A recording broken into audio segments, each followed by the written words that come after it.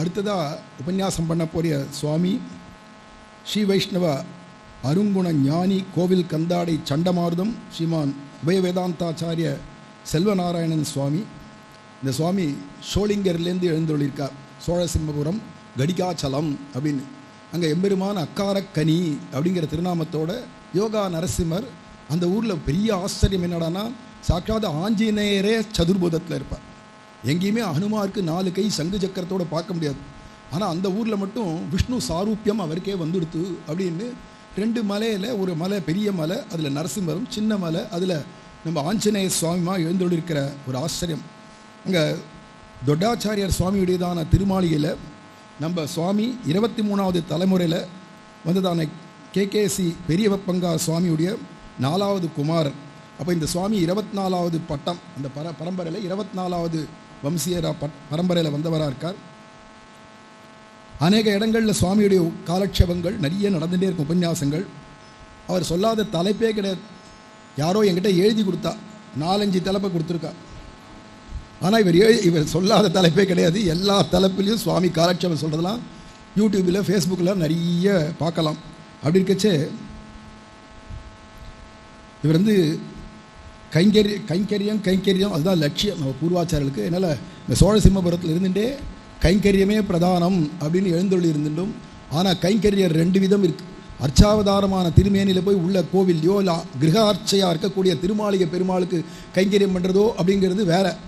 முக்கியமான கைங்கரியம் ஆச்சாரிய புருஷாளுக்கெல்லாம் ராமானுஜர் என்ன கொடுத்துருக்காருனா, கிராமமாக நகரமாக போய் ஒவ்வொரு ஜீவனையாக பார்த்து அதுக்கு பஞ்சசம்ஸ்காரம் பண்ணி வைகுண்டத்துக்கு வழியை காட்டு அப்படின்னு ஆசையுடையோர்க்கெல்லாம் ஆரியர்கள் கூறும் என்று பேசி வரம்பறுத்தார் பின் அப்படின்னு சொல்லும்படிக்கு ஆசை உடைவா யாருன்னு தேடிண்டு போய் அப்படி பஞ்சசம்ஸ்காரம் பண்ணுறது தான் முக்கிய கைங்கரியம். அது மாதிரிலாம் சுவாமிகள் நிறைய பண்ணிட்டு இருக்கார். அப்பேற்பட்டதான சுவாமி நமக்கு தென்னாச்சாரிய சம்பிரதாயத்தில் இருக்கக்கூடிய விஷ்ணு பரத்வத்தை இப்போ சாதிக்க போகிறார்.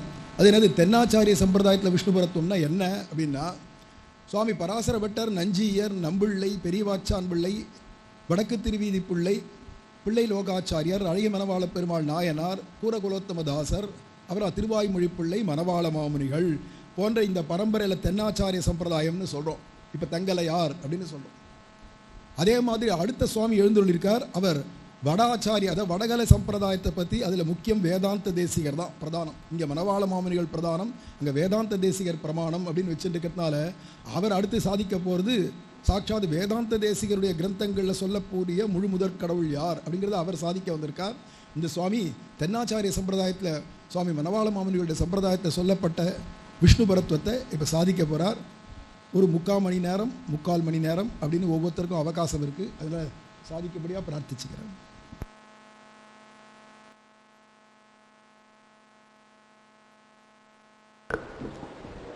सप्त सप्तेषु लोकेषु नास्ति नास्ति चराचरे नास्ति नास्ति क्षमं क्षेत्रम् उत्तमं कटिकाचलं नारसिंहसमो देवो न भूतो न भविष्यति.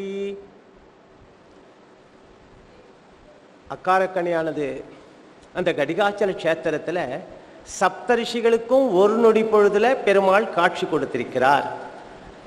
அப்போ ஏகம் 1, இங்க பரத்துவமும் 1 தான், சப்தம் 7. ஆனால் 7 ரிஷிகளுக்கும் அப்பேற்பட்ட பரம்பொருளாக இருக்கக்கூடிய அக்காரக்கணி என்று அழைக்கக்கூடிய நம்மாழ்வாரால் போற்றப்படுகின்ற திருமங்கையாழ்வாரால் இவர்தான் அந்த அக்காரக்கணி என்று அறுதியிட்டு காட்டப்படக்கூடிய அந்த அக்காரக்கணியான் சப்தமாக இருக்கக்கூடிய 7 வரிசையில் இருக்கக்கூடிய ரிஷிகளுக்கு பிரகல்லாதுவானுக்கும் சேர்த்து ஒரு நொடி பொழுதுல காட்சி கொடுத்தார். ஆனால் அதையே சுவாமி இங்கே சாதிக்கலாம் அப்படின்னும்போது சுவாமி சற்று முன் விஷயங்களை சாதித்திருக்கிறார்.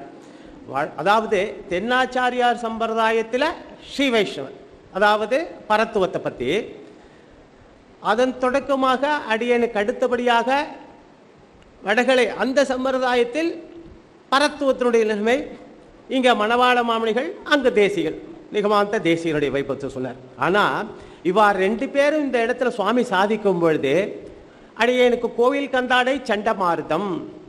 அப்போ இந்த சண்டமாருதம்ன்ற பட்டம் தேசிகனால் முதல் நாள் இரவு நீ கார்த்தால இந்த சததூஷினி என்கிற வியாக்கியானத்தை எடுத்துக்கொண்டு அப்பைய ஜீச்சருடைய அந்த தீபிகை என்ற நூலுக்கு கண்டனத்துக்கு ஒப்பான இந்த வைபவத்தை எடுத்து காட்டினால் கண்டிப்பாக நீர் ஜெயிப்பீர். ஆனா இங்க எப்படி சொல்லியிருக்கிறது? தென்னாச்சாரியார் சம்பிரதாயத்தின் வாயிலாக பரத்துவம், அதற்கடுத்தாற்போல் வடாச்சாரியார் வாயிலாக பரத்துவம், இங்க மாமுனிகள், அங்க தேசிகன். ஆனா இவ்விடத்தில் அடியேன் அந்த தேசிகனுடைய கிரந்தம் சததூஷினி என்கிற அந்த கிரந்தத்தை அடியேன் ஒன்னான ஆச்சாரியரான சுவாமி தொட்டையாச்சாரியாருக்கு எடுத்து காட்டி, இதை நாளை கார்த்தால் நீர் செவிச்சு அந்த அப்பே ஜீச்சர்கிட்ட சொன்னீங்கன்னாக்கா நீர் வாதத்தில் வெல்லலாம். அப்போ அடியேனுக்கு கோவில் கண்டாடை சண்டமார்தம் என்கிற பட்டம், அடியேனுக்கு அடுத்து இந்த பரத்துவத்தை நிருதானம் பண்ணுவதற்காக வரக்கூடிய அந்த சுவாமியுடைய ஒன்னான ஆச்சாரியன் எல்லாருக்கும் தான் ஆச்சாரியன். இது பிரிவினையே கிடையாது.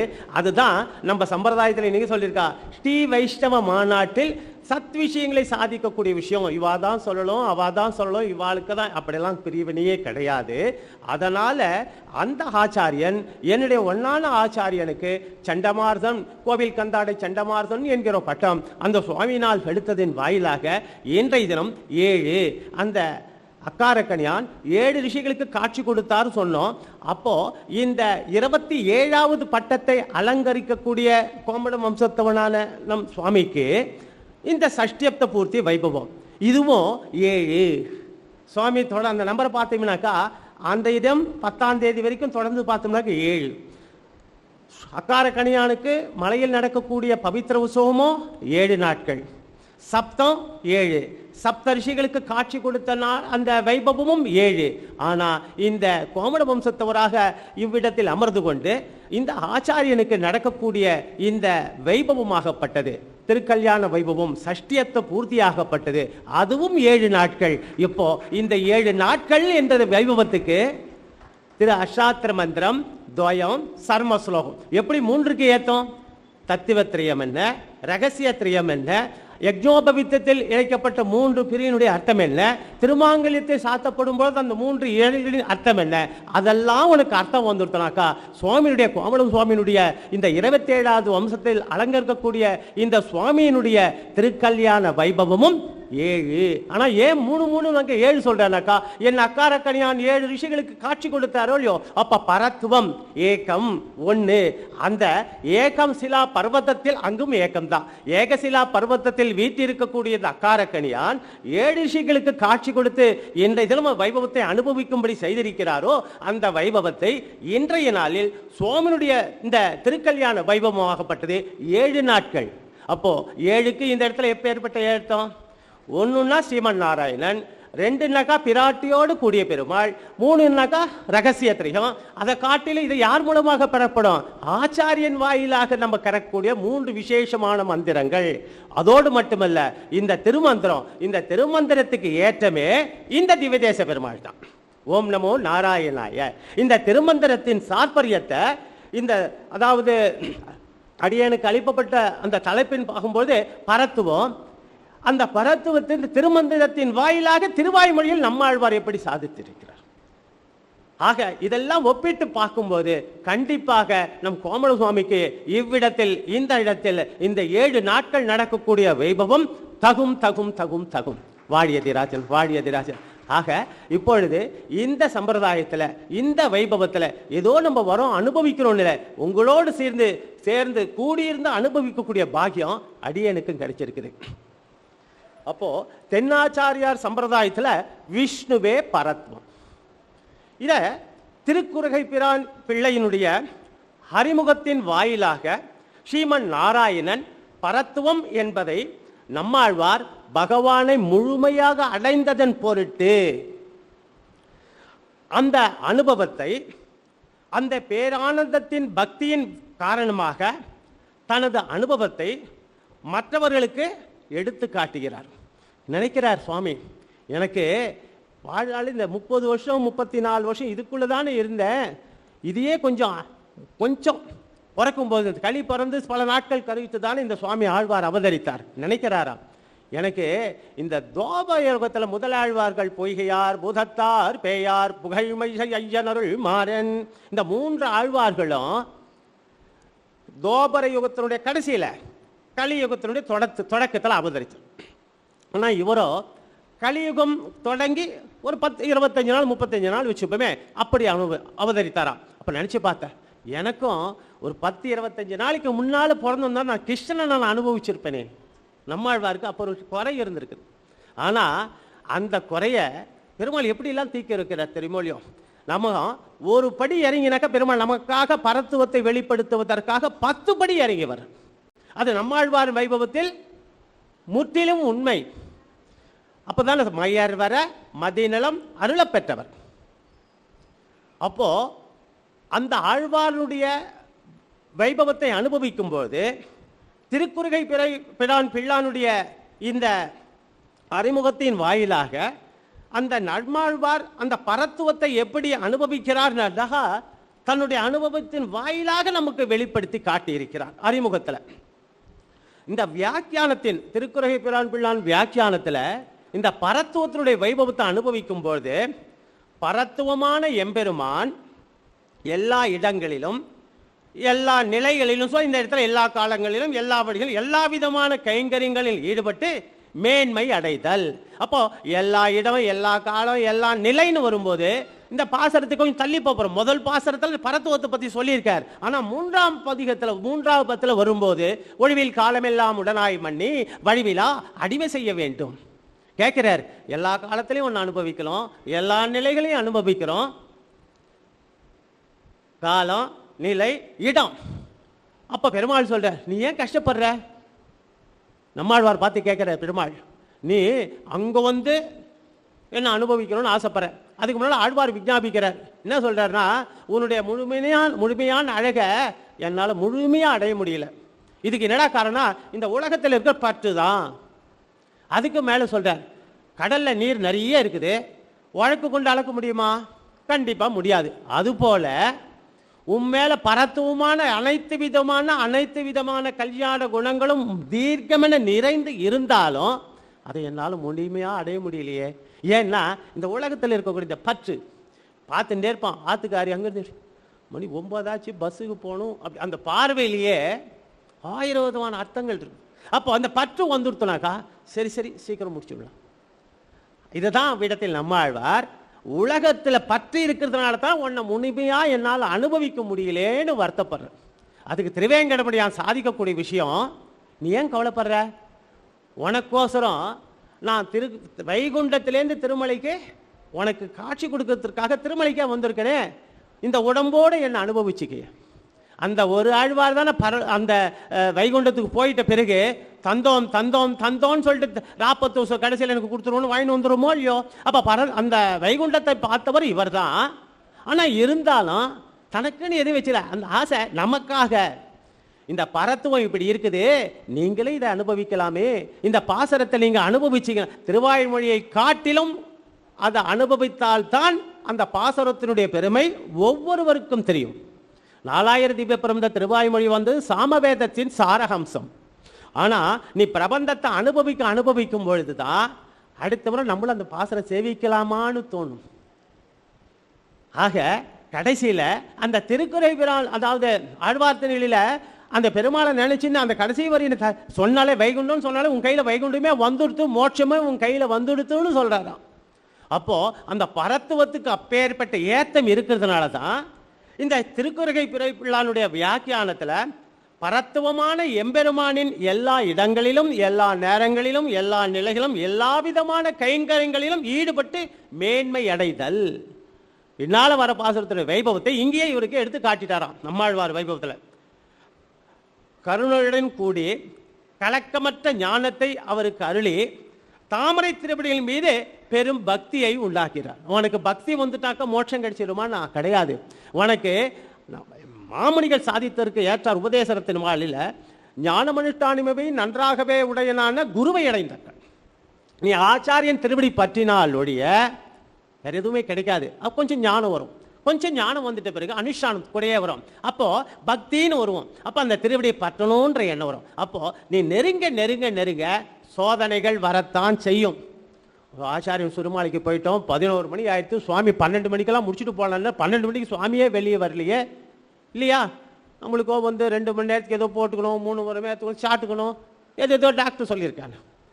அதெல்லாம் இருந்தாலும் அதையும் தாண்டி ஆச்சாரியன் நிஷ்டராக இருந்து கொண்டு அந்த திருநிலை சம்பந்தத்தை பெற்றோமே ஆனால் மோட்சம் உனக்கு கண்டிப்பாக சித்திக்கும். இதைதான திருக்கட்சி நம்பிகள் இந்த பரத்துவமான தேவராஜ பெருமாளுக்கு கைங்கரியம் பண்ணும்போது, என்னுடைய நண்பன் ஒரு நாள் நித்தியப்படி ஆலவட்ட கைங்கர் புஷ்ப கைங்கர் சேர்ந்து தான் பண்ணிட்டு இருக்கார்.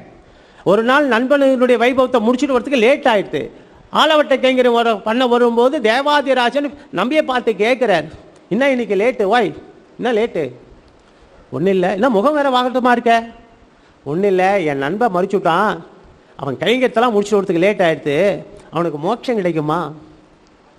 நம்பி தானே, உன் நண்பன் தானே. வார்த்தாமாலையில் 180வது இடத்துல சொல்லியிருக்கார் திருக்கச்சம்பளியில் வார்த்தையில், என்னை பற்றி அவனுக்கு சொல்லும், மோட்சம் அவனுக்கு உண்டு. அப்போ இவர் கேட்டதுனால மோட்சம் கிடைச்சிடுச்சு. இந்த இடத்துல தனக்கு தானே நினச்சிக்கிறார். பல நாட்கள் கைங்கரியம் முடிச்சுட்டு வந்துட்ட பிறகு எனக்கு மோட்சம் உண்டா பெருமாள் கிட்ட கேட்கிறார், தேவாதிராஜன் கிட்ட பரத்துவத்தை பார்த்து. அகமே பரத்துவம் சொன்னாரோ இல்லையோ, 6 வார்த்தைகள். முதல் வார்த்தை அதுதான். 6வது வார்த்தையில் சொல்லும்போது ஆச்சாரியன் திருவடி பற்றணும். யார்? பெரிய நம்பியை ஆச்சாரியனாக பற்று. அந்த காலத்தில். இப்போ அல்டிமேட்டா நம்மளுக்கு எந்த ஆச்சாரியனோ அவன் திருவடி பற்றணும். அது அடியன் சாதிக்கல, தேவாதிராஜன். நானே பரத்துவன் சொன்னேரோ இல்லையோ, அப்போ தலைப்பே இன்னைக்கு பரத்துவம் தானே, விஷ்ணுவே பரத்துவன்னு சொல்லியிருக்கோம். அப்போ அந்த பரத்துவமே திருக்கட்சி நம்பிகளை பார்த்து நீ ஆச்சாரியன் திருவடியை பற்று, மோட்சம் கொடுக்க மாட்டேன்ட்டார். நீ பேசின, அப்பப்போ நானும் பதில் சொல்லிட்டேன், எனக்கு விசிறின தானி தீனி சரி போயிருந்து, அக்ரிமெண்ட்டில் மோட்சம் கொடுக்குற மாதிரி எதுவும் இல்லை. ஆனால் நம்மளுக்கு உணர்த்துவதற்கு அவருக்கு தெரியும் எல்லாமே. வைகுண்டத்தில் சேனை முதல்வராக இருந்தவர் தானே இவ்விடத்தில் திருக்கட்சி நம்பிகளாக நமக்காக வந்திருக்கிறார். ஆனால் நம்ம எதை சொன்னாலும் நம்ப மாட்டுமே. ஆண்டாள் ராமானுஜன் எல்லாருமே சொல்லிட்டா, பற்ற வேண்டியது பற்று, பற்றக்கூடாத வீடு, ஏதேதோ சொல்றா. ஆனால் எல்லாத்தையும் தலையாட்டி பொம்மையாட்டம் கேட்டுண்டு வாசப்படிக்கு அந்த பக்கம் போன பிறகு திருக்கட்சி நம்பிகளை பார்த்து தேவாதிராஜன் சாதிக்கிறார், நீ ஆளவந்தாரை ஆசிரியை அவர்கிட்ட சமாஷனம் பண்ணிக்கோ. பகவத் கைங்கரியம், பாகவத கைங்கரியம், இந்த 2 கைங்கரியம் வந்தாதான் மோட்ச சித்திக்கும். அப்போ அந்த ஆச்சாரியன் கிட்ட போய் சமாஷனம் பண்ணிட்டாலே மோட்சம் உனக்கு அக்ரிமெண்ட்ல கையெழுத்து போட்டா மாதிரியா. இது யார் சொல்றது? பரத்துவமாக இருக்கிற தேவாதிராஜன் முதல் அகமே பரத்துவம் சொன்னாரோ இல்லையோ அவர். அப்போ அவரே வாயை திறந்து சொல்லிட்டாரு, நீ ஆச்சாரியன் திருவடி பட்டிக்கோ, மோட்சத்தை படிச்சுக்கோ. இப்போ இதுலேருந்து என்ன தெரியுது? யார் சொன்னாலும் எதையும் காது கொடுத்து கேட்கக்கூடாது. ஆச்சாரியனுக்கு சஷ்டி பூர்த்தி நடந்த கையோட யார் யார் சமாஷனம் பண்ணிக்கணும் உடனே பண்ணிடணும். இது அடியன் சாதிக்கல, தேவாதிராஜன் திருக்கட்சி நம்பிக்கையில் சொல்லியிருக்கார். ஆள வந்தார இப்போ இதே இடத்துல தான் இருந்திருக்கார். ஆக திரு அஷ்டாத்திர மந்திரமாகப்பட்டது இவ்விடத்தில் திருவரங்கன், அடுத்ததாக சர்மஸ்லோகமாகப்பட்டது திருமலை, துவயமாகப்பட்டது காஞ்சி மாநகர். அதனால்தான் பெருந்தேவி தாயாருக்கு தீர்க்க சுமங்கலி. ஆக நம்ம சம்பிரதாயத்தில் ஒவ்வொரு விஷயத்துக்கும் ஒவ்வொரு அர்த்தங்களை கொடுத்து இருக்கிறார். இன்னைக்கு இந்த பரத்துவமாகப்பட்ட வைபவத்தை கருணையிடம் கலக்கமற்ற ஞானத்தை அருளி தாமரை திருவடியின் மீது பெரும் பக்தியை தூண்டினார். அப்போ இப்பிடத்தில் அவருக்கு பக்தி வரத்துக்கு இப்ப ஏற்பட்ட வைபவம் இருக்குன்னு அந்த சுவாமி சாதிச்சார். ஆனா இந்த பரத்துவத்தினுடைய வைபவத்தை நஞ்சியத்தம் வியாக்கியானத்தின் வாயிலாக தன்னுடைய அனுபவத்தினுடைய வைபவத்தை தனது விசேஷார்த்தங்கள் மூலமாக பகவானே பரத்துவம் அப்படின்னு சொல்லிட்டார். அப்ப பகவான்னா யாரு? ஷட்குணங்களை உடையவன், அவாப்த சமஸ்த காமன், எல்லா விஷயத்துக்களும் முதன்மையானவன், மேம்பட்டவன். அவன்கிட்ட குற்றத்தையே காண முடியாது. எல்லா விதமான குணங்கள் அவன்கிட்ட மட்டும்தான் இருக்குது. அவன்கிட்ட குறையவும் பார்க்க முடியாது. எல்லா மங்கள குணங்களும் இருக்குது, குறையும் காண முடியாது. பரமபதத்தில் நித்திய சூரியர்களுக்கு தலைவனாகவும் இருக்கிறான். அப்பேற்பட்டவன் தான் பகவான் அப்படின்ட்டு நஞ்சியர் தொடக்கத்திலேயே பகவானுக்கு ஒரு அழகான ஒரு அனடேஷன் எடுத்து இவ்விடத்தில் காமிச்சிருக்கார். அதிபதி எவன் அவன் சொல்லும் போது இவன் தான் அந்த அதிபதி. கல்யாண குணங்கள் கொண்டவன், அவனுக்கு சமமானவனும் கிடையாது, அவனுக்கு மேலானவனும் கிடையாது. மற்றவாள்லாம் பார்க்கும்போது சுவாமி சாதிச்சார் அற்புதமான ஒரு விஷயத்தை. திருவடியில புஷ்பத்தை சேர்த்த உடனே திருவடியிலேயே அவன் திருவடியில இருக்கேன்னாரு. ஆனா இதை தான் சூடி கொடுத்த நாச்சியார், ஓங்கி உலகளந்த உத்தமன் பெயர் பாடி. வாமன அவதாரம் எல்லாருக்குமே தெரியும். சிறுவனாக வந்து வாமனனாக வந்து திருவிக்கிரமனாக உயர்ந்தான். அப்ப பெருமாளுடைய திருவடி பிரம்மலோகத்தில் டங்குன்னு போய் இடிச்சுது. பிரம்மாவே கமண்டலத்தில் போட்டு கீழே ஊந்துட்டான்னு சிரிப்பா ஒரு விஷயத்துல ஒரு வியாக்கியானத்தில் சொல்லியிருக்கார். அதிர்ந்து போய் கமண்டல தீர்த்தத்தை எடுத்து சன்னோ மித்ர சம்வர்ணகா சன்னோ பவத்வர்யமாம் உபனிஷத்து சொல்லி பெருமாளுடைய திருவடியை அபிஷேகிக்கிறார், தீர்த்தமாடுகிறார். அந்த திருவடியிலேந்து புறப்பட்ட தீர்த்தங்கள் தான் கங்கா, யமுனா, காவேரி. ஆக இப்படி அவன் தானே பரத்துவமாக இருக்க முடியும். அவனுடைய போட்டியில இந்த இடத்துல ஒரு விஷயம் தெரிஞ்சுக்கணும். நான்றதுக்கு அர்த்தம் கிடையாது. நாம், நமது, அடியார் அடியார் அடியார், தம்மடியார் தமக்கடியார். ஆழ்வார் சாதிச்சுட்டு போயிருக்கார். நம்ம சம்பிரதாயத்தில் அடியேன் அடியேன் அடியார் அடியார் இப்படிதான் வரணும், தவிர்த்து நான்ற வார்த்தை வரக்கூடாது. அந்த வார்த்தை பிரமனுக்கு அவ்விடத்தில் வந்ததின் பொருட்டு தான் அவருடைய தலையை பார்க்கணும் மேலோகி போனான். ஆனா பணிவுக்கு உதாரணமே நம்ம ஆச்சாரியன், நம்ம ஸ்ரீமன் நாராயண பரத்துவம் தானே. நமக்காகத்தானே சிறுவனாக யாசித்துக்க சென்றார். தேவர்களுக்கோசரம் தானே அவ்விடத்தில் பிச்சை எடுக்க சென்றார் மகாபலி சக்கரவர்த்தி கிட்ட. அப்போ பிச்சை எடுக்கும் போது தன்னை தாழ்த்தி தன்னுடைய பரத்துவத்தை உயர்த்தி காட்டி இருக்கிறார். அப்போ அந்த திருவடியாகப்பட்டது கீழே போக போக தன்னுடைய அவதாரத்தின் வாயிலாக பூமியை தோண்டிட்டு போய் அவனுடைய திருவடியை பார்த்துட்டேன்னு சொன்னார். அவர் என்ன பண்ணார், யாரா நம்ம திருவடி கிட்ட வந்துட்டான்னு புனியரர் திருமுடியை பார்த்துட்டார். அப்ப எவ்விடத்தில் உன்னை நீ தாழ்த்தினால் உயர்த்தப்படுவாய். பெருமாளை இந்த அவதாரத்தின் வாயிலாக எடுத்து காமிச்சிருக்காளே, இதுல நான் நீ போட்டி போடுவதற்கு என்ன இருக்குது இந்த இடத்துல?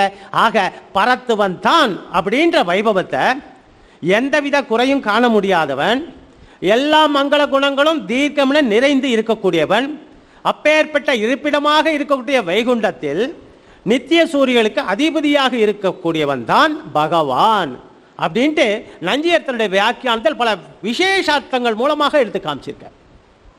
இத்தகைய பகவானே தமது அருளால் நம்மாழ்வாருக்கு தூய்மையான ஞானத்தையும் பரத்துவமாகிய நம்மீதான பக்தியையும் அருளினார்.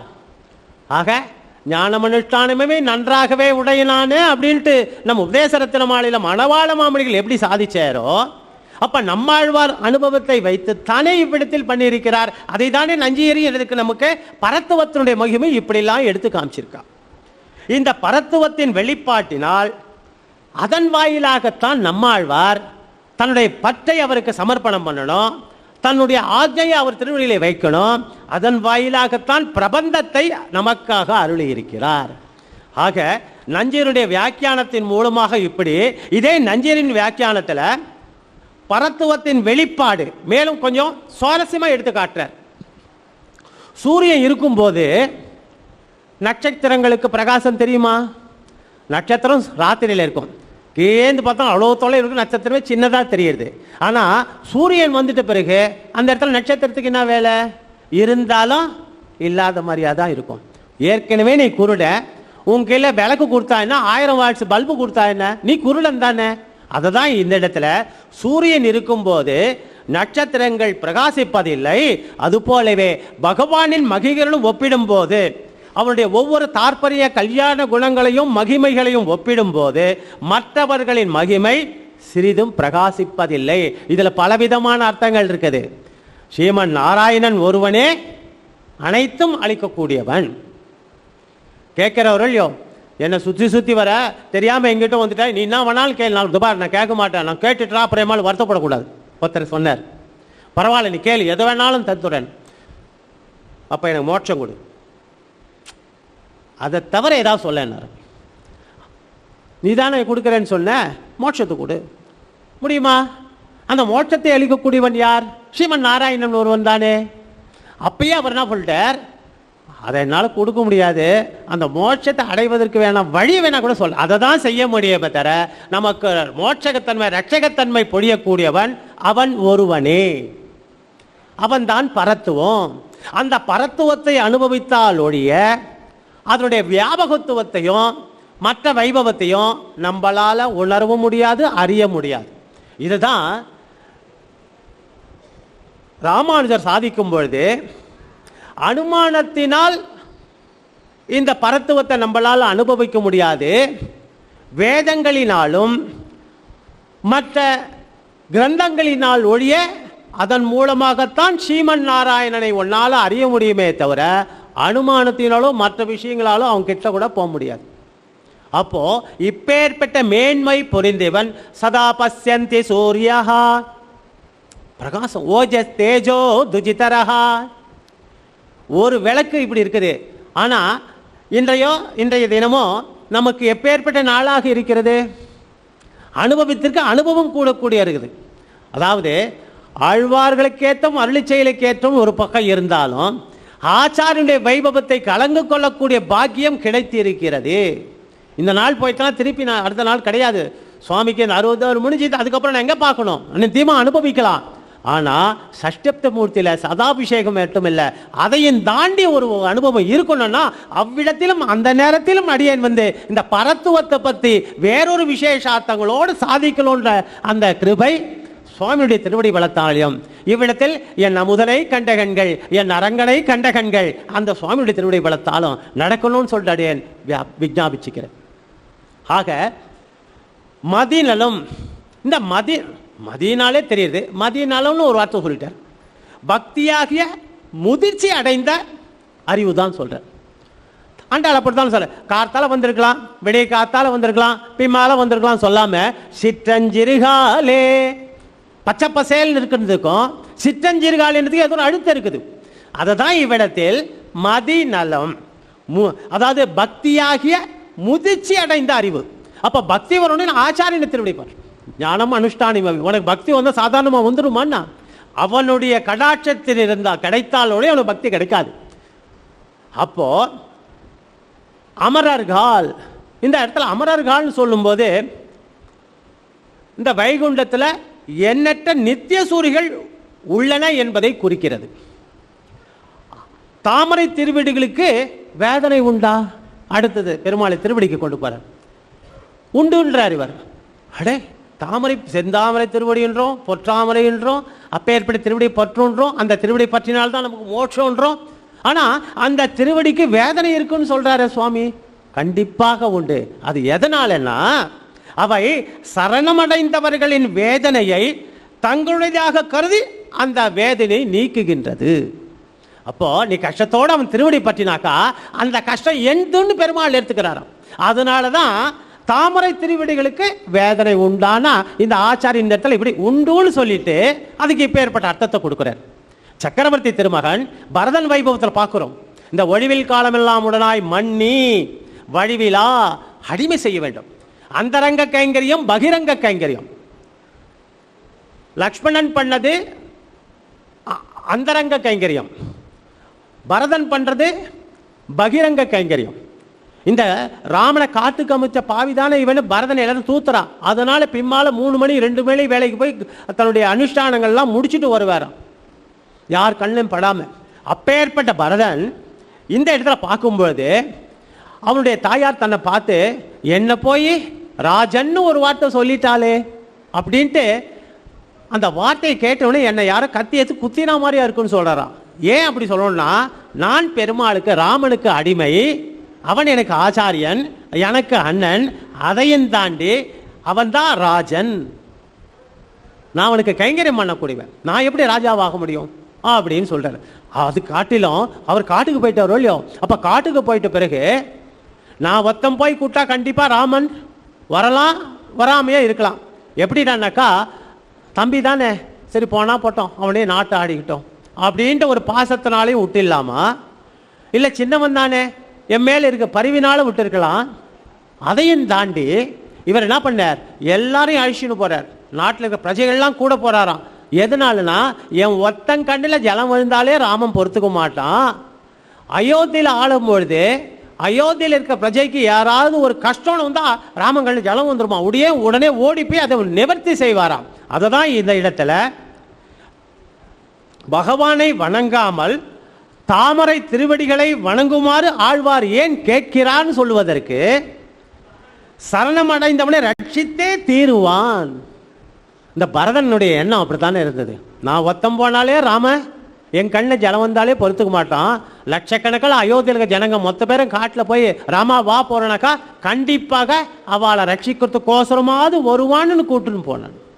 ஆக இந்த இடத்துல பகவானையே வணங்காமல் தாமரை திருவடிகளை வணங்குங்கள் அப்படின்ட்டு ஆழ்வார் ஏன் கேட்கிறார் இந்த இடத்துல அப்படின்னு பார்த்தோம்னாக்கா, ஒரு சின்ன உலக வாழ்க்கை எடுத்து காட்டுறார். பாலூட்டும் குழந்தை தன் தாயின் மார்பை தேடுவது போல தாசன் தன் எஜமானின் திருவடிகளை தேடுவான். இந்த பக்கம் ஒரு அதிகமாக சொல்றார் ஆச்சாரியன். நீ சன்னதிக்கு போன உடனே பெருமாள் திருவடியை பற்றணும் தான் போகணுமா. அதனால சொல்றார், அகலகில்லே நிறையமென்ன அலர்மேல் மங்கை உரை மார்பா நிகரில் புகழாய் உலகம் உண்டுடையாய் என்னையாழ்வானே நிகரில் அமரர் முனிக்கணங்கள் விரும்பும் திருவேங்கடத்தானே புகழ் ஒன்றில்லா அடியேன் உன் அடிக்கீழ் அமர்ந்து புகுந்தேனே.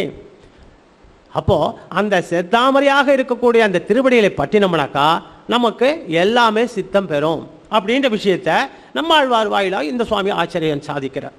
வாதிகேசரி அழகிய மணவாள ஜீயர் நம்மாழ்வாரின் உயர்வர உயர்நலம் என்று தொடங்கும் முதல் பாசரத்துக்கு பகவானின் எல்லையற்ற குணங்கள், அதற்கு அடுத்தாற்போல் நிபந்தனையற்ற கருணை, நித்திய சூரிகள் அவர் கூட இருக்கிறதுனால அவருடைய கட்டுப்பாடு எஜமானனாக இருக்கக்கூடிய இந்த பரத்துவத்துக்கிட்ட இருக்குது. நித்திய மங்களகரமான வடிவங்கள் கொண்டிருப்பார் இந்த பெருமாள். அப்போ பெருமாள்னா இப்படி இருக்கார், ராமர்னா இப்படி இருப்பார், ரங்கநாதர்னா இப்படி இருப்பார், நிருசும்மன்னா இப்படி இருப்பார். அப்போ அந்த வடிவங்களுக்கு பார்த்து அனுபவித்தவர்கள் ரிஷிகளும் அதுக்கு அடுத்த கூடிய வைபவத்தை அனுபவித்தவர்கள் தான். அதன் வாயிலாகத்தான் நம்மளுக்கு தெரியுமா ராமர் இப்படி இருந்தார், ரங்கநாதர் படுத்துட்டு இருக்கார், நரசிம்மர் இப்படி உக்கரத்தில் இருக்கார் இல்லையா. ஆக அனுபவம் நித்திய மங்களகரமான வடிவங்கள் கொண்டிருத்தல். ஆகவே இவை யாவும் எம்பெருமானின் மேன்மையையும் பரத்துவத்தையும் வெளிப்படுத்துகின்றன. இப்படி நம்மாழ்வார் அத்தகைய எம்பெருமானுக்கு எப்போதும் சேவை செய்யுமாறு தன் இதயத்தை வழி நடத்துகிறார். மன்னனே இல்லையா. நம்மாழ்வார் தன்னுடைய கையை எப்படி வச்சுருப்பார், மாறல. எல்லா இடத்துலையும் ஞானமுத்திரையோடு இருப்பார். ஆனால் காஞ்சி மாநகரில் போகும்போது அவ்விடத்தில் நம்மாழ்வார் பாத்திரம் வச்சுருப்பார், மாறல கை வச்சு. மன்னனே நான் சொல்லபடி கேளு, நான் அவனை சரணடையணும், நீ எனக்கு ஒத்துழு. மனசு தானே காரணம்.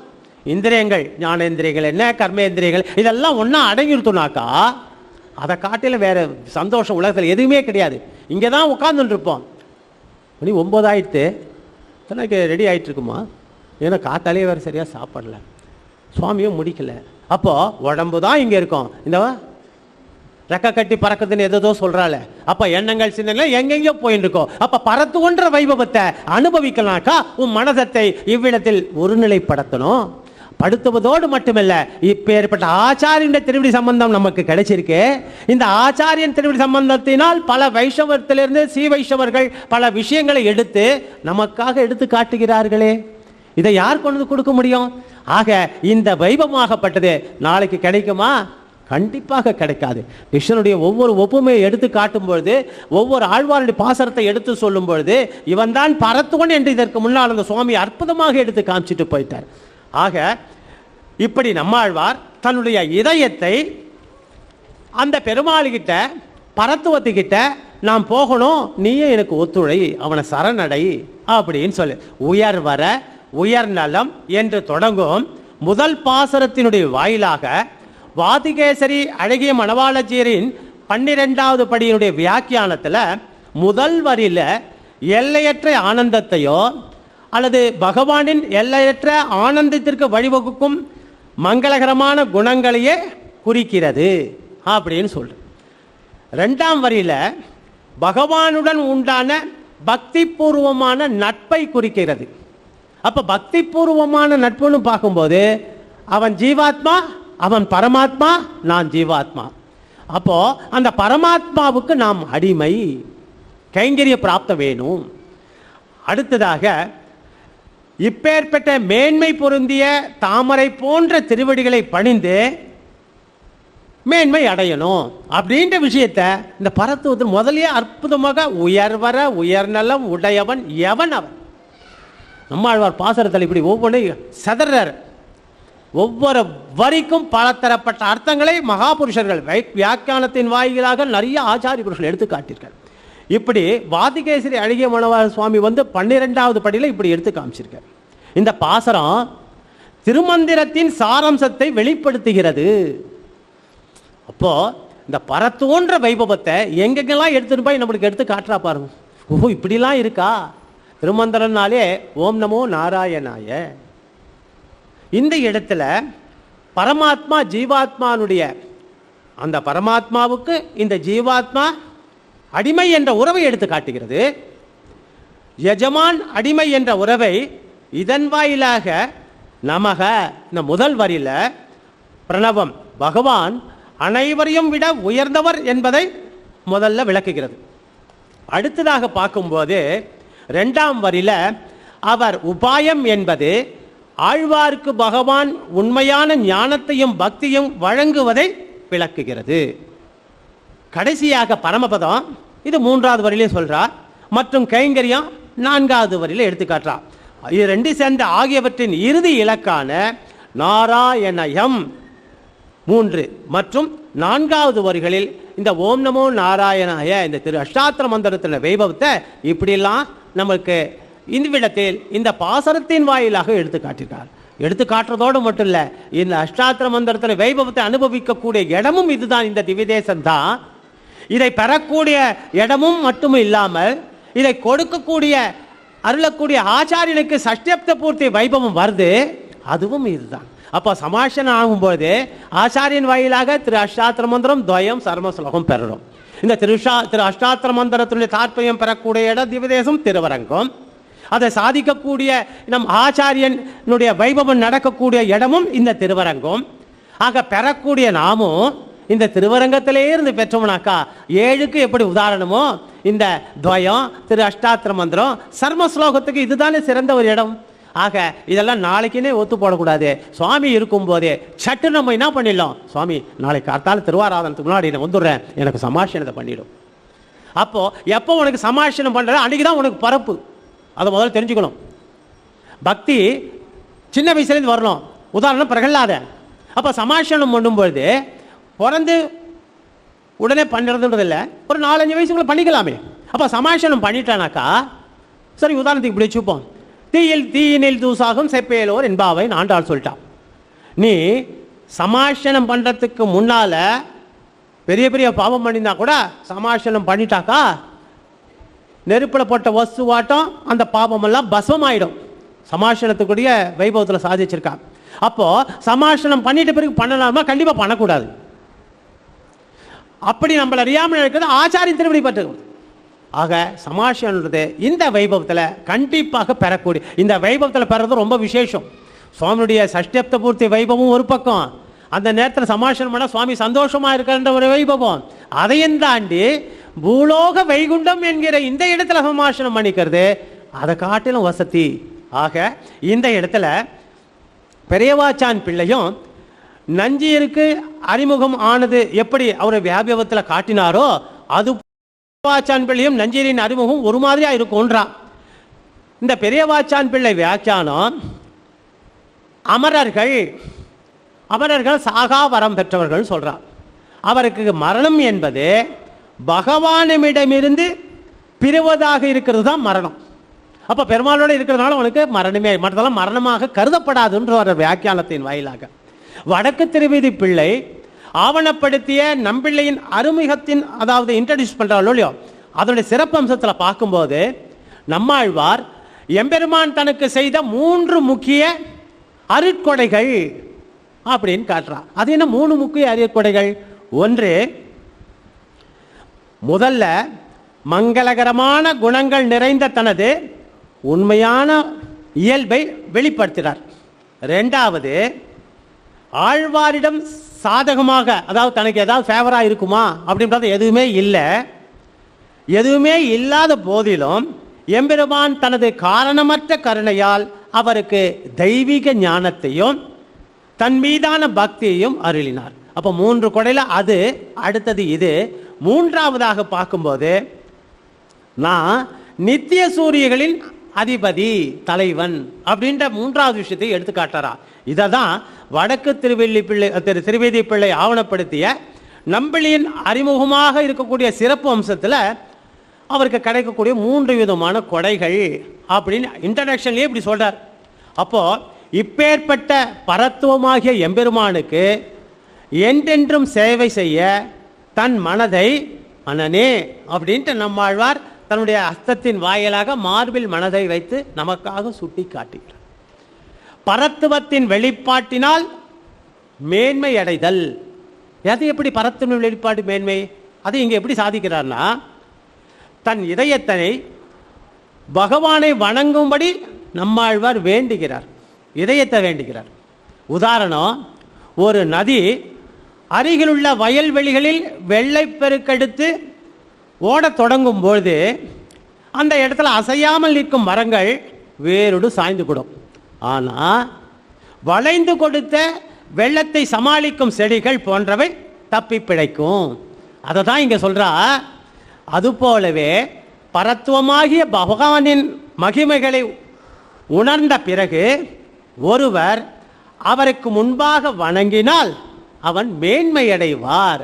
அப்போ மேன்மையை பற்றி இந்த இடத்துல ஆழ்வார் ஆச்சாரியின் வாயிலாக நம்ம ஆழ்வாரின் வைபவத்தில் சுட்டி காட்டுகிறார் பரத்துவத்தின் மேன்மை.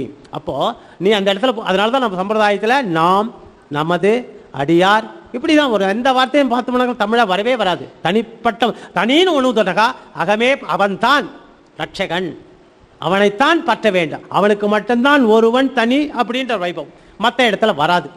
ஆக இவ்விடத்தில் இந்த வைபவத்தை நாம் முடிச்சிருந்தாலும் மேற்கொண்டு சில விஷயங்களோடு அடியன்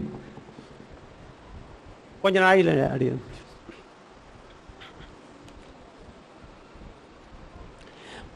இந்த மங்களகரமான குணங்களை எப்படி போற்றுதல் 2 பேரும் இங்கே எடுத்துக்காட்டுறது. எப்பவுமே ஒளிவில் காலம் இல்லாம உடனாய் மண்ணை வடிவிழா அடிமை செய்ய வேண்டிய அந்த பாசரத்தில் நம்மாழ்வார் வந்து பெருமாள் சொல்ற உனக்காக நீங்கள் வந்திருக்கேன் அப்படின்னு சொல்லும்போது இந்த திருமலையை பற்றினாப்பா மற்ற இடங்கள்லாம் அப்படின்னு இவர் கேட்குறாரா.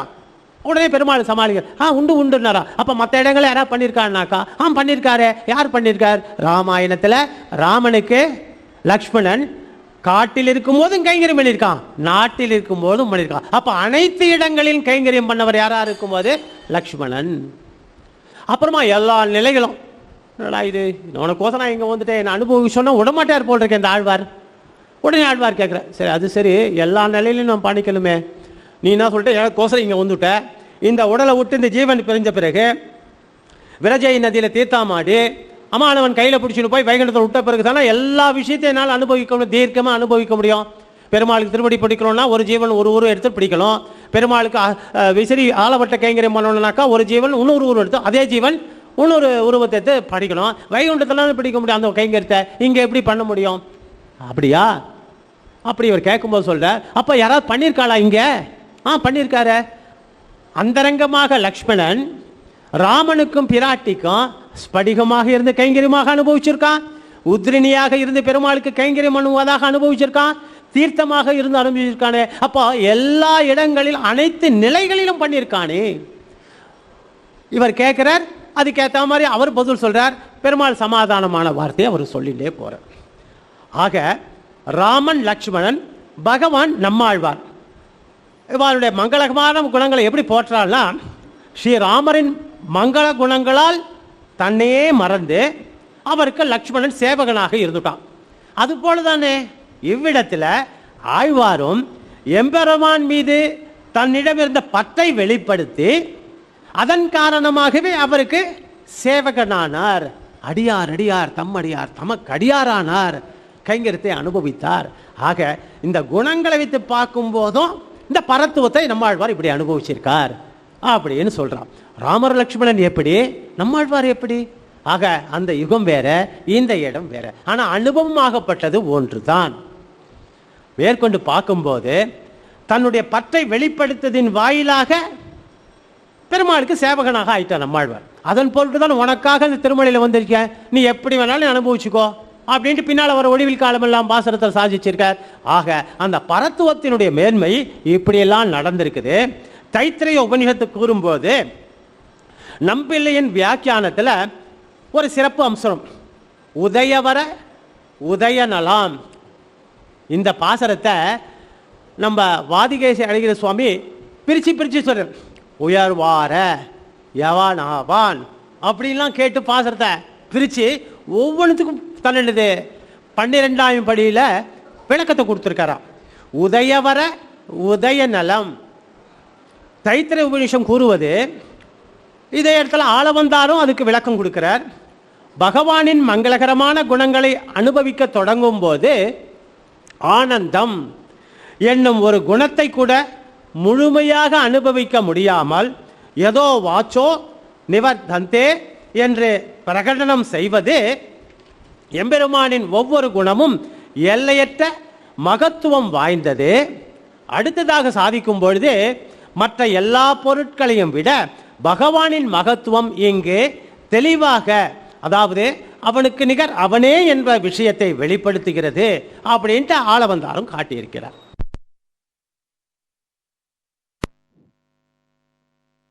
மேலும் இந்த மயர்வார அப்படின்னு போக்கும்போது அறியாமையை முற்றிலுமாக போக்குதல், இது 3 விஷயத்தை சொல்றார். இதை அப்ப ஞான அனுதயன் வரும்போது எந்த அறிவும் இல்லாத நிலை. இதுக்கு விளக்கம், ஜீவாத்மாவை பற்றிய அறிவு இல்லாம உடலையே எல்லாமுமாக கருதுது. வாஸ்தவம் தானே?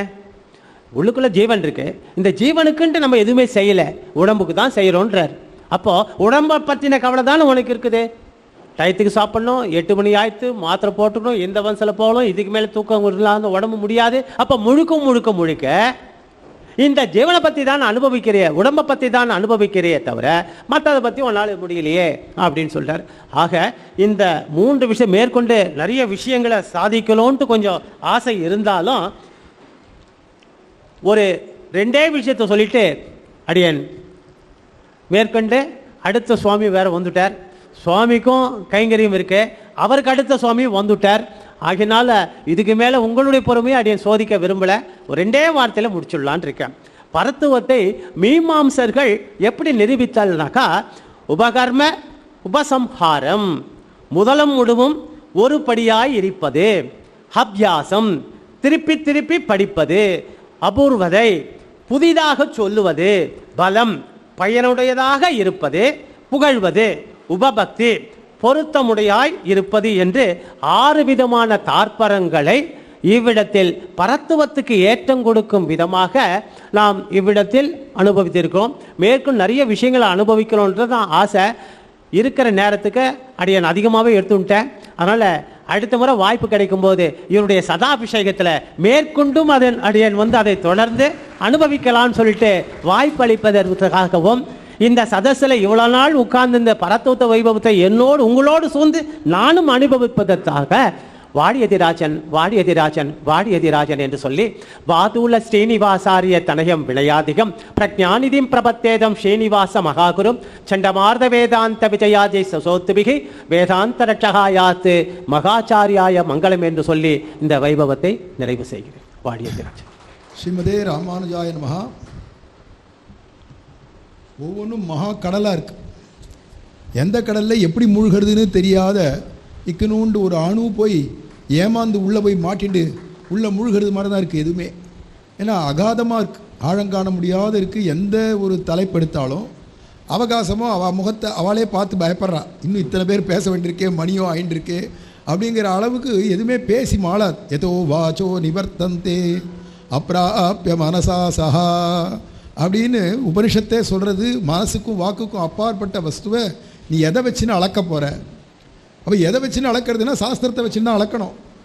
பேசிட்டே பேசலான்னு பெரியவாள்லாம் என்ன பேசினாலோ அதை தான் நம்ம திருப்பி திருப்பி பேசணும்.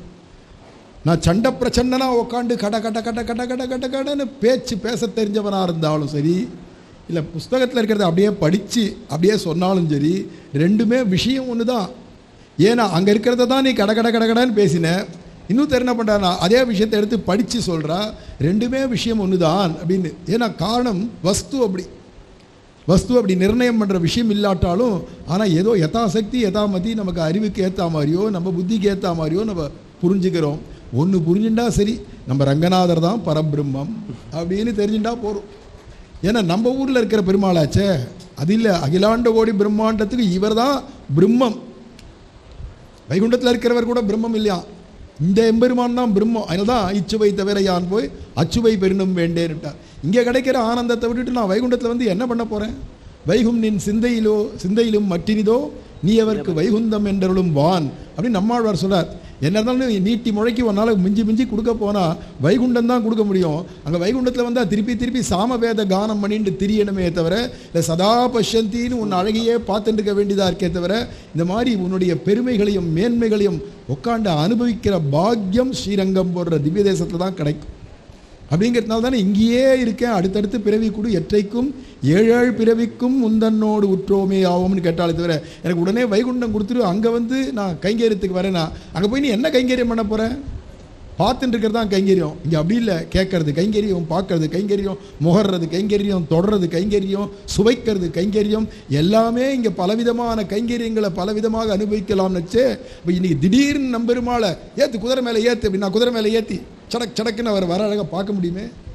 வைகுண்டத்தில் போனால் பெருமாளே குதிரையில் ஏறு அப்படின்னு யார் சொல்ல முடியும்? அங்கே போய் இங்கே என்ன அர்ச்சகால் நினச்சானா குதிரை மேலே ஏற்றுறா, யானை மேலே எழுந்துருள பண்ணுறா, அப்படி தேரில் எழுந்துருள பண்ணுறா, கண்கொள்ளா காட்சியாக இத்தனை ஜனங்கள் சேவிக்கிறா, இத்தனை கைங்கரிய பாக்கியம் நடக்கிறது. அப்படிங்கிறதுனால ஒன்று தெரிஞ்சுட்டா போகிறோம், நம்மளை பெருமாள் எந்த ஊரில் உட்கார வச்சுருக்காருனா பெரிய திவ்ய தேசத்தில் உட்கார வச்சுருக்கார். இங்கே இருக்கிற பெருமாள் தான் பெரும் ஆள், எல்லாம் சிறும் ஆள் தான். பெரியாய் உலகினில் தோற்றமான் என்ற தான் பிரம்மம்னு அர்த்தம். பிருகத்வாது பிரம்மணத்வாச்ச தத் பிரம்மேத்தி அபிதீயத்தே அப்படின்னு சாஸ்திரம் சொல்றதுனால, எது ரொம்ப பெருசோ ஆசிரியச்சவாளெல்லாம் ரொம்ப பெருசாக ஆக்குமோ அதுக்கு தான் பிரம்மம்னு பேர். யார் இருக்கிறதுலையே ரொம்ப பெரியவன் அப்படின்னா இந்த ரங்கநாதர் தான் ரொம்ப பெரியவன், அதுதான் பெரிய பெருமாள். கோவில்னா பெரிய கோவில், தாயார்னா பெரிய பிராட்டி, பண்டாரம்னா பெரிய பண்டாரம், மாமனார்னா பெரிய ஆழ்வார். அது மாதிரி எடுத்துன்னு பார்த்தோம்னா எல்லாம் பெரிய ஆச்சாரியன் எடுத்தா பெரிய ஆச்சான் பிள்ளை, பெருமாளுக்கே ஆச்சாரியன் எடுத்தா பெரிய ஜீயர். இங்கே எல்லாமே பெரிய எல்லாமே பெரிய பெரிய பெரிய. ஏன்னா இதான் பிரம்மம். பிரம்மம்னாலே எதிர நான் பிரம்மனி ஸ்ரீனிவாசன்றது மாதிரி என் பிரம்மம் எங்கே பூர்ண பிரம்மம் இங்கே படுத்துன்னு இருக்கு நான் நிம்மதியாக. அப்படி இருக்கக்கூடியதான இது ஒன்று தெரிஞ்சுட்டா போரும், அதை தவிர வேற ஒன்றும் தெரிஞ்சுக்க முடியாது. அதுதான் பகவான் தன்னை இவ்வளவு தாழ இறங்கி வரும்படியாக பண்ணி சௌலபியத்தினால, அர்ச்சாவதாரம் தானே ரொம்ப சுலபம், அப்படி இறங்கி வந்ததுனால அந்த எம்பெருமான் அர்ச்சாவதாரமாக இருக்கிற ரங்கநாதனே பரபிரம்மம்னு தெரிஞ்சுட்டா போரும். ஆனால் அதை பல கோணங்களில் பல சாஸ்திரங்கள்லேருந்து பல பெரிவா அவாவா அதிகரித்த யதாசக்தி அதிகரித்த விஷயத்தை யதா அவகாசத்தில் அவாவா பேசுகிறா. அப்படிங்கச்சே ரொம்ப ஆச்சரியமாக சண்டமாரதம் சுவாமி வியாக்கியானங்கள்லேருந்து ஒரு பாசுரத்துக்கு யார் யார் எப்படி எப்படி அனுபவிச்சிருக்கான்றதை சொல்கிறதுக்கே அவகாசம் போகல அவருக்கு அப்படின்னுச்சே. ஆனால் நிறைய நோட்ஸ் எடுத்துன்னு வந்துடுவோம் நாங்கள்லாம். அப்படி தான் உபன்யாசங்களுடைய வழக்கமே, அங்கே போய் அப்படியே கொட்டி விடணும்னு பத்தியாக வண்டியாக கொண்டு வந்துடுவோம் நோட்ஸை. அங்கே ஏற்பாடு பண்ணுறோம், இப்படி பாப்பா இப்படி கையாட்டுவா, நிறுத்திக்கோங்க சுவாமி, நேரம் இல்லை சுவாமி, அடுத்து இன்னும் 2 பேர் இருக்கா சுவாமி அப்படின்னு. அப்போ அவளுக்கு என்ன தோணும் பண்ணுறவளுக்கு, என்னையா கஞ்சத்தனமாக இருக்கா, கொஞ்சம் இன்னும் நான் சம்பாவனை கொடுக்க போகிறது ஒன்று தான், ஆனால் இன்னும் கொஞ்சம் அவகாசம் கொடுத்தா திருப்தியாவது சொல்லிட்டு போவேனே, கொண்டு வந்த நோட்ஸாவது பூர்ணமாக சொல்லிட்டு போவேனே அப்படின்னு உபன்யாசம் பண்ணுறவா எதிர்பார்ப்பான். ஏன்னா பேச வந்துட்டா பகவானை பற்றி அதை நிறுத்தவே தோணாது. அப்படிங்கிறச்சே அப்போ சுவாமிக்கும் அதே சிரமம், அது எனக்கு புரியுறது. அப்படிங்கிறச்சே அடுத்து இன்னும் 2 பேர் பேச வேண்டியதாக இருக்கே அப்படிங்கிறத பார்க்கறதுனால தான் சுவாமி அப்படின்னு போய் அவருக்கு அபராத க்ஷமாபணம் வாங்கிக்கிறேன். சுவாமிக்கு இப்போ மேலே மரியாதை.